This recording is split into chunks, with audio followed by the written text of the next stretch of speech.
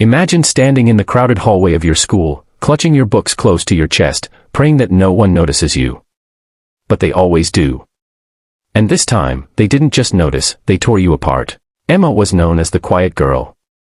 Not because she didn't have thoughts, not because she wasn't smart or kind, but because speaking up had always ended badly. She had learned silence was safer. Safer from the snide comments, safer from the whispers, safer from the stares that followed her like shadows. Every morning, Emma walked down the long linoleum halls, her head slightly bowed, her locker her only safe space, though even that space often got invaded. She had learned to fold her shoulders inward, as if making herself smaller would make her invisible. But bullies have a way of sniffing out the quiet ones. It started with small things, books slapped from her hands, cruel laughter echoing behind her, graffiti scrawled on her locker. But today would be different. Today, they wouldn't stop at insults. As Emma opened her locker, 3 girls leaned against the metal doors nearby. Brooke, the ringleader, tall and sharp-eyed, with a smirk that made you feel like prey, nudged her friends and whispered something. They all laughed. "Hey, mouse," Brooke sneered. "What are you hiding in there?" "Cheese." Emma kept her gaze low. If she didn't engage, maybe it would end quickly. But Brooke wasn't looking for silence, she was looking for a show. Before Emma could react, Brooke's hand shot out and grabbed the collar of Emma's shirt. With one violent yank, the thin cotton tore down the seam. A ripping sound cut through the hallway, followed by gasps and laughter. Emma's face flushed red, tears burning at the corners of her eyes.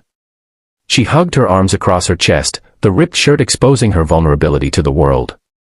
Students watched, some with pity, others with cruel amusement, but none stepping forward. And for a moment, Emma wanted to disappear. But then, something shifted. Her father's voice echoed in her memory. He had been her only constant, teaching her judo since she was little, saying, "Emma, strength isn't about hurting others. It's about knowing you can protect yourself when no one else will." She had never thought she'd need it here, in these fluorescent-lit hallways. But as Brooke reached for her again, Emma's trembling hands stilled. Her breathing slowed. She wasn't a victim anymore. And in that instant, the quiet girl finally broke her silence, not with words, but with action. Brooke lunged, expecting Emma to retreat, but instead, Emma stepped forward. With a swift twist, she grabbed Brooke's wrist, turned her body, and in one fluid motion, slam, Brooke was on the floor, staring up in shock. The hallway went silent.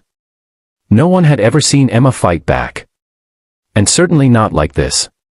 Brooke scrambled up, her confidence cracked. "Why, you got lucky," she stammered, but the tremble in her voice betrayed her. One of the other girls tried to step in, reaching for Emma's shoulder. But before she could even grab hold, Emma pivoted, redirecting her force, and sent her stumbling into the lockers with a loud clang. Gasps erupted around them. Phones were out now, recording every second. But Emma wasn't thinking about humiliation or revenge.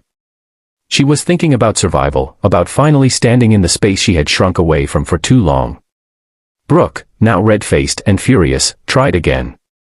But the fear in her eyes was clear, she had lost control of the game. Emma didn't strike. She didn't hurt her further. She simply stepped forward, steady, unflinching, and Brooke backed away.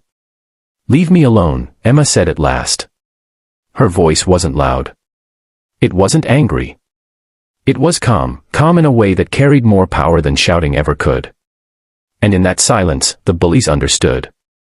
From that day, no one touched Emma's locker again. No one dared yank her books or tear her clothes. The videos that spread through school weren't just about a fight, they were about a transformation. The quiet girl had shown she wasn't weak. But the real victory wasn't in the judo flips. It was in Emma finally seeing herself the way her father always knew she could be, strong, resilient, and unbreakable.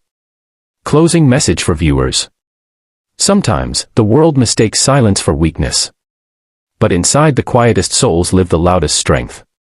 Emma's story reminds us, your voice, your power, your courage, they're always there, waiting for the moment you decide to rise.